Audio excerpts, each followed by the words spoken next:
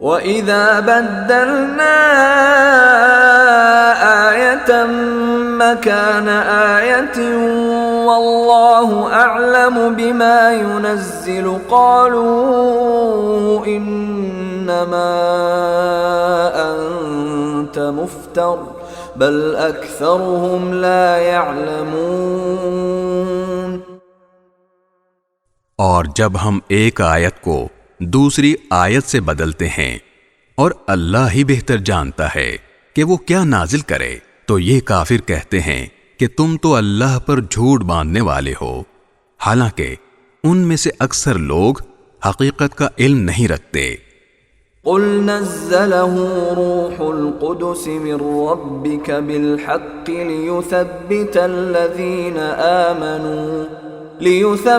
الَّذِينَ آمَنُوا وَهُدًى وَبُشْرَى لِلْمُسْلِمِينَ۔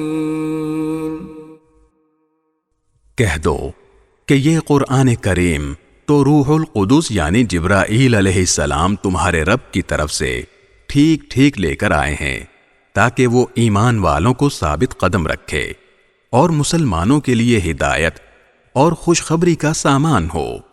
وَلَقَدْ نَعْلَمُ أَنَّهُمْ يَقُولُونَ إِنَّمَا يُعَلِّمُهُ بَشَرٌ لِسَانُ الَّذِي يُلْحِدُونَ إِلَيْهِ أَعْجَمِيٌّ وَهَذَا لِسَانٌ عَرَبِيٌّ مُبِينٌ۔